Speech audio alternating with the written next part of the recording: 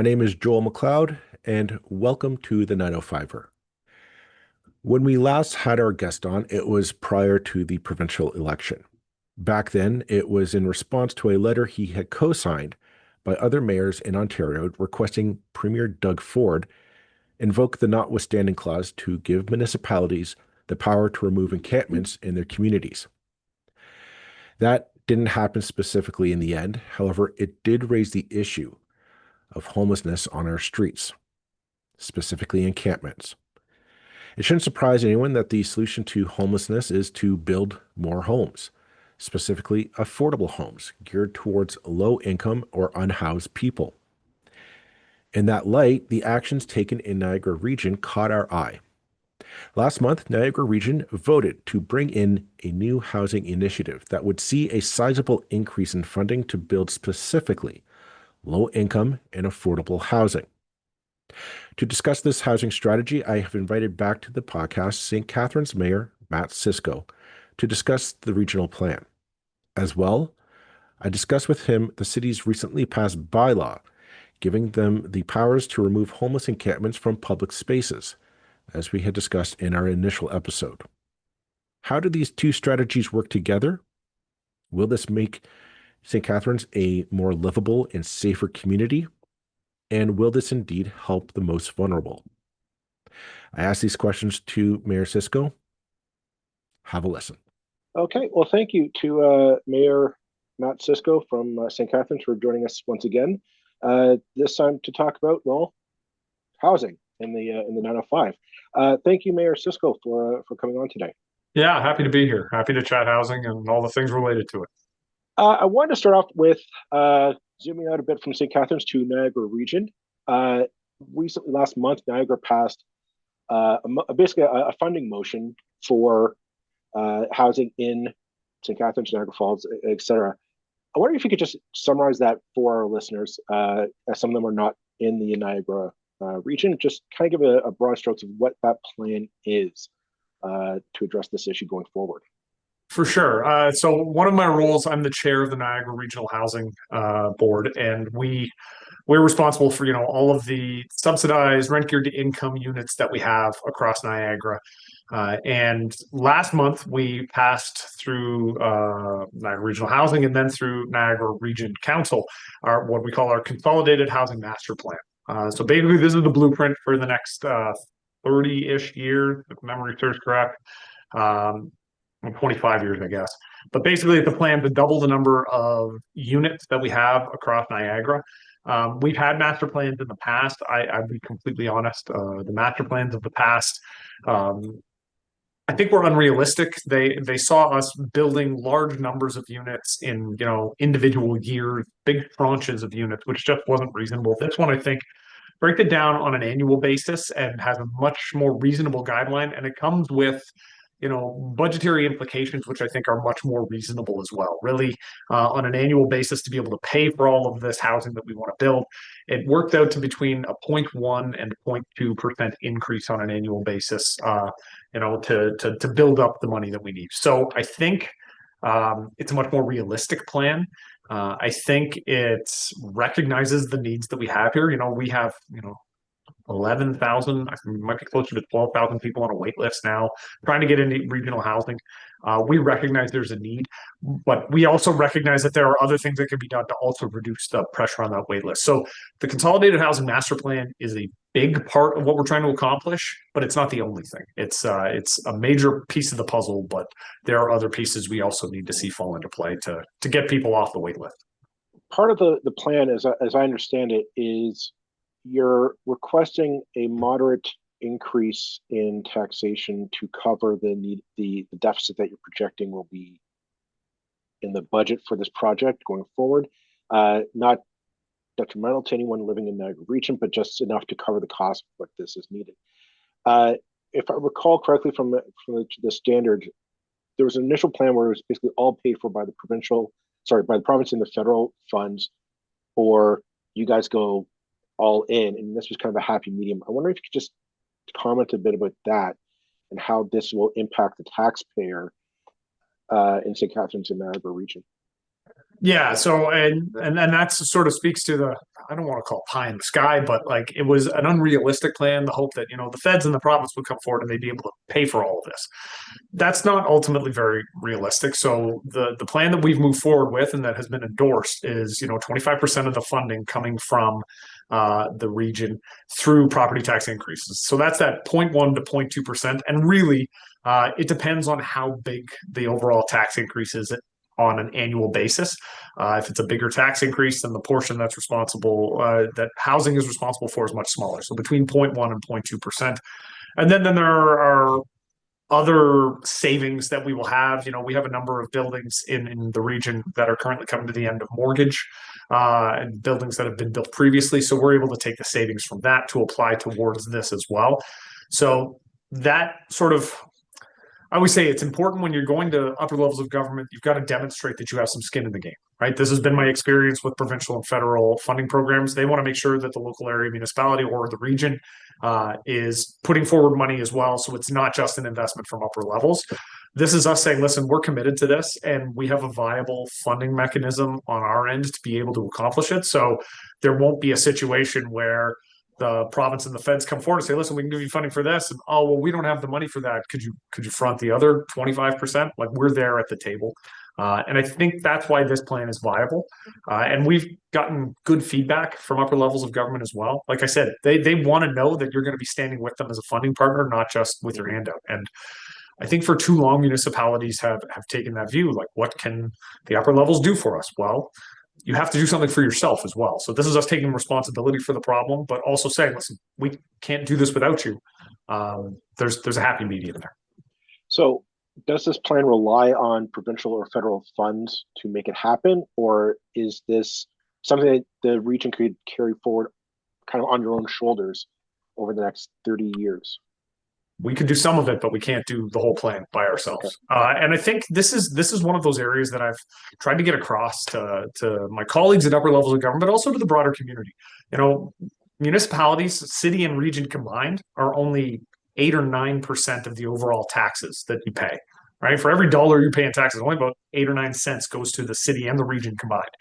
But we're responsible for, depending on who's doing the measuring, between 60 and 70% of the infrastructure, and social housing falls into that. We're the only province, I believe, that still has social housing, as a city or a regional responsibility. In other provinces, this is a provincial responsibility. So the costs sit at our level. We need help on the capital. Like, that's just the simple reality. And I don't think anybody's made any bones about that. I was at the Federation of Canadian Municipalities conference. A lot of talk about this, especially from Ontario municipalities, saying we need the help. At the Association of Municipalities of Ontario conference last year, and probably again this year, we're going to have the same conversation. We need help. Social housing is not something that can be built just by the local government. It just can't. The costs have increased a lot over the years, but we also only have one way to bring in any revenue, and that's property tax. And I'm sure you've heard many people say it, but property tax is the worst form of taxation. It doesn't make any sense. It doesn't take into account somebody's ability to pay. It's based off of, the biggest asset they bought, probably at the highest earning potential of their entire lives. And as they got older, their earning potential goes down once they retire. It's an immediate 30% haircut. But property tax, we're not allowed to take that into account. We still have to continue to charge property tax. You can't fund social housing based off of that revenue source, because it's the most regressive form of tax we have. So we do need help. And, that the benefit of a plan like this, and this is what I always say at the region, is when I go and advocate to upper levels of government, I speak to ministers provincially or federally, I now have a plan that I can say, no, we know how we're going to do this. We know how we're going to fund our portion. We're asking you to show us how to fund the rest of it. And just for clarity's sake, when we're talking about funding, the region itself will build these houses. Like, the region will be the owner of these units. You'll rent them out on a per income basis or as needed. This isn't like a private enterprise coming in to build. No, this is Niagara Regional Housing. So this is through the region. And yeah, a lot of these units, the vast majority of them are rent geared to income. So what we're doing in those situations is we're, identifying individuals who have a need. They can't pay market rent, and so 30% of their income is what they get charged in terms of rent, and that's one of the ways that we keep people sheltered, right? So we know there's a need for it, and that's why we went forward with the plan. The one thing about this model that always strikes me interesting is that over time, it's very easy for a regional housing company, a corporation such as this, to easily become the biggest landlord in a region. I mean, over time, you're not going to give up these houses. There's no plan to sell these off. It's just keep it in the inventory and rent it out. Like, are you planning on this, like in 30 years time, feasibly being the largest landlord in Niagara Region? I don't think that's an ideal situation, but I think it's the reality. When it comes to the cost of rents, there's the second piece to this, which I'll get into in a second. But we have a housing crisis right now across the country. Niagara Region is no different, and the affordability of housing is a real difficult point.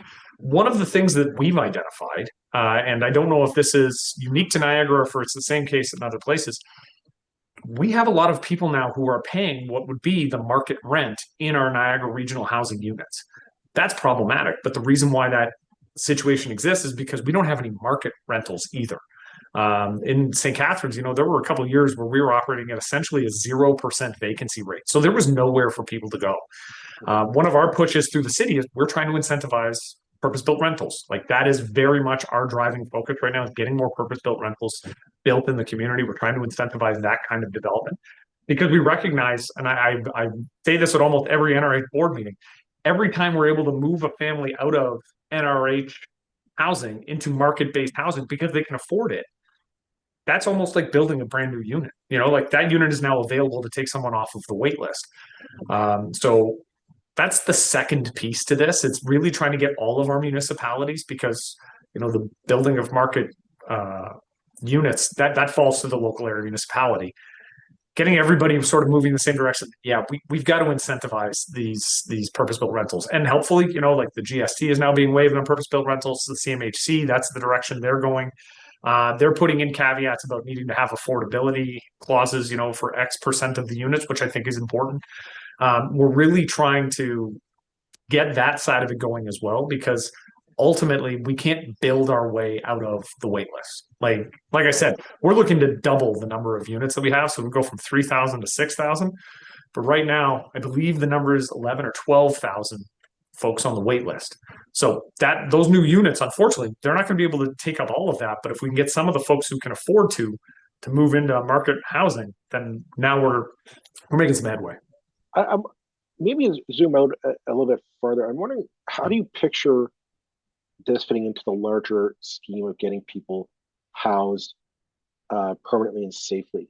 Because I think the general consensus is social housing is meant as a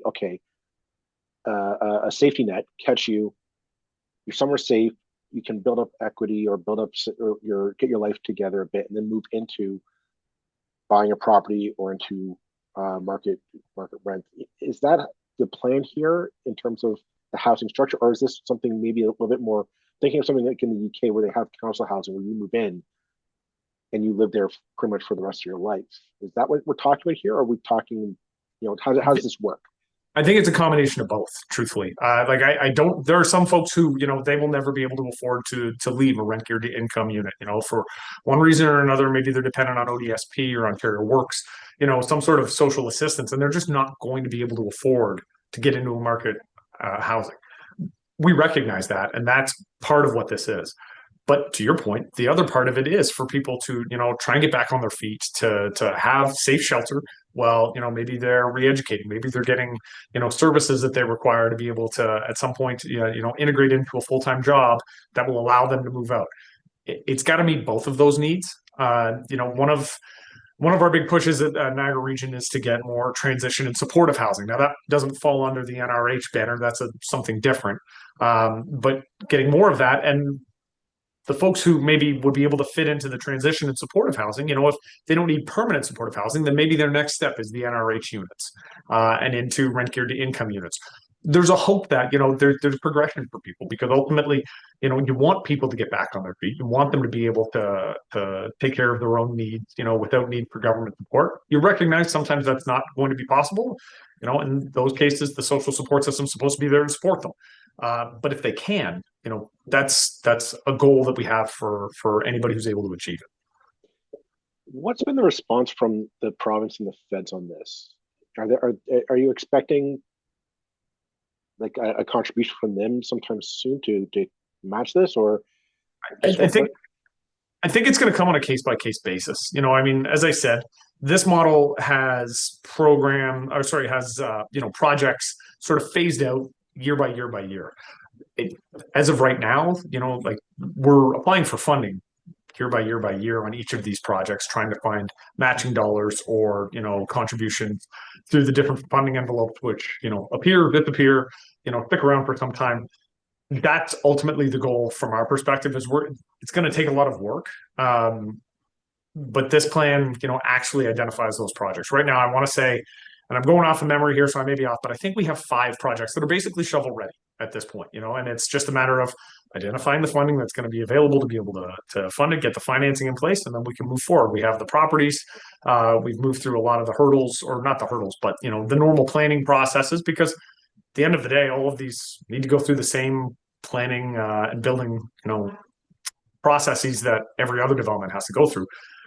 We've got to that phase where once we can get the financing in place, and it's a matter of, just going through the process for each one of these. In a perfect world, I would hope that some form of funding envelope is created at either the provincial or the federal or both levels that we're able to access for this specific type of housing, because I know we're not the only ones going through this. Every other mayor that I talk to that's, either single tier or 2-tier, we're all having the same issues about getting this type of housing built. So, the advocacy work that's happening at the provincial and federal level is centered around that, trying to come to some sort of place where we don't have to pit project against project. But right now we do. And that's why, as I said, I want to make sure that we have something we can justify and say, no, we've got money in this as well. We're not just begging for a handout. We're saying, hey, partner with us, because partnerships are where we're actually going to be able to get these built. Okay. I do want to touch on the matter of homelessness in St. Catharines, because when we last had you on, it was because you were signatory to a letter requesting the notwithstanding clause to be used by Premier Doug Ford. Recently, you've come under fire because St. Catharines has passed bylaw to use some of your money to remove encampments in the streets of St. Catharines. I'm wondering if you could just tell me how that plan fits into this plan of building housing, that if you're going to build affordable or supportive housing for individuals and you're removing encampments, how do you square these two policies? Well, there's 2 pieces to this, and so first I will clarify. The bylaw that we passed is our public space use bylaw. It's been presented by some in the community as an anti-encampment bylaw. It's actually not. It identifies the places where we've said, listen, this is a sensitive use. You can't have an encampment, and the bylaw says within 100 meters of a school, within 50 meters of a playground, within 30 meters of a residential property line. There are still lots of areas across the city where encampments, as much as nobody loves encampments, and I don't think they're particularly safe, I also accept if people have nowhere else to live, they have to live somewhere where encampments can go. And a couple of people have tried to say, oh, you're trying to hide it. I'm not trying to hide encampments. Frankly, I think the region needs to step up and recognize that these encampments exist, and it's the regional responsibility, with help from the province, but regional responsibility to provide shelter. I should also say, the transition and supportive housing doesn't fall under the Niagara Regional Housing, right? It's fully within, that's under public health and social services at the region, and they need to be providing the transition and supportive housing. I'm pushing hard at the regional level to say, hey, you have to build more transition and supportive housing. The worst thing in the world is building shelters. Like, as much as shelters are a stopgap, they're just that. If you don't have transition and supportive housing, you're setting folks up for failure if you think you can put them in a shelter and then just put them in a market rental or an NRH apartment and good luck. That doesn't work. One of the things that the city did was we gave the region about $5.5 million worth of land to build just that type of housing. We call it bridge housing. It's a successful program which has worked in Niagara Falls. When I saw what they were doing there, it's 24 hours. You have people on site providing support. In the Falls, it's 25 units. What is being built in St. Catharines now will be 48 units. But it's exactly the type of housing that gets people, out of encampments and prepares them to enter into, real apartments, find real solutions. And this is what we always talk about. We want to find real solutions, but is this similar to like the Tiny Hats initiative that was in Hamilton or in Kitchener? Or no, what? no. So in bridge housing, I mean, in this case, it's going to be a 48 apartment building, basically. Okay, I see. We've got one floor, so I think 12 of the 48 units are going to be for people that are chronic homeless, but also regular visitors to the ER. So they have health issues, and it's tied into the Ministry of Health. So we're going to have, staff there that are able to deal with their health issues in an effort to try and keep them, we don't want them in the emergency room on a regular basis. We're also going to be using some of the units will eventually be tied into the Heart Hub that we have funding for, the Homeless Addiction Rehabilitation Treatment Hub. But that's the answer. And I said to the region, when I saw the bridge housing the first time, I said, I want 3 of these. Like, I want 3 of these buildings in the city of St. Catharines. The bylaw is trying to deal with the real, safety concerns that people have in the community, and the fact that we have had encampments, built right up against people's backyards, or underneath a playground structure, or next to an elementary school. It's a safety issue. And when I ask people, because there's been some pushback, but when I say to people, okay, well, how close do you think an encampment should be to an elementary school? I haven't had a single person say it should be closer than 100 meters. Nobody actually disagrees with having some setback requirements. There are going to be places in the city where encampments are able to be set up. I've also said, though, like, I'm never going to say encampments are okay, because I don't want the region to turn around and say encampments are okay, because that lets them off the hook to build the transition and the supportive housing that has to be built for these folks. Like, at the end of the day, homeless encampments are not, by and large, are not safe places. We know there are a lot of things that can go on. Some of them are safer than others. I'm fully willing to admit that. But I mean, we're just watching the wrap up of a trial in Niagara Falls where a woman in a homeless encampment was murdered by someone else in the homeless encampment and then buried in a shallow grave. Like, I can't allow that to be normalized in my community. We want people to be in supportive and transition housing. Some of them will need full-time permanent supportive housing. I need the region to build that as well, because frankly, we don't have that inventory either. And my staff and I have been trying to work with groups like Indwell to get down into Niagara, because the work they do is amazing and it's necessary. And we don't have that here, And so I've been trying to, get some of the advocates who want to yell at me about the bylaw that we've introduced, help me hit the region, because we need this stuff to be built. And if the political pressure is all on the city saying, well, you shouldn't be trying to, enforce this bylaw, but that's my mandate. Like, that's literally the mandate of the city when it comes to public spaces, parks, and public areas like that. We're supposed to try and keep it safe and try and keep it clean and try and keep it available to people in the community. I need the region to fulfill their mandate. And I want to make sure that I'm differentiating, because when it comes to the Consolidated Housing Master Plan, that is one part of the mandate. And I think the region is fulfilling its mandate on that side. And ultimately, some of the folks who are in homeless encampments now, if we had transition and supportive housing, like the bridge housing that we're getting built here in St. Catharines, we could transition them through there into the NRH housing. And that's a good news story. But there's a missing piece. And that's what I've been fighting with the region now for 2.5 years on, is you have to build this missing piece. I don't want shelters. I want housing. I accept that shelters need to exist as well. And so we will try to work with the region to have, these shelters, the shelter spaces that are necessary. But ultimately, let's stop frittering around with the Band-Aid and start identifying the actual fixes to the problems. I hear what you're saying.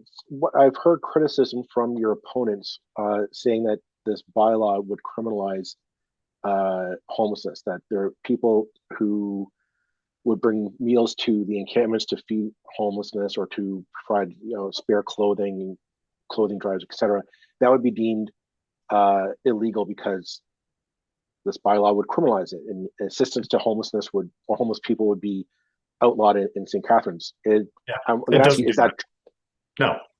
If somebody wanted to, if a church or a restaurant had excess food that they said, you know what, I'm going to go give it to somebody I see on the street or a group of people I see on the street, like St. Catharines police is not going to stop them and say, here's a ticket or I'm taking you downtown. Our bylaw enforcement officials will not be doing anything like that. Our bylaw enforcement officials quite literally are going to make sure, listen, you can't be built up against the back fence line of the elementary school.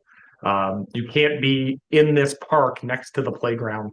And if in those areas where encampments are not prohibited, and like I said, there are large areas in the city where that's the case, they're going to be there to make sure that things are being maintained safely.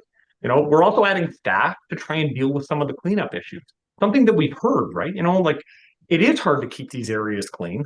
If we can provide assistance in that, well, then we're going to, because ultimately, if there are encampments in a large park, centralized in the city, we want it to still be clean, and we still want people to have a perception and a feeling of safety in that area. Not just, people outside of the encampment, people inside the encampment as well.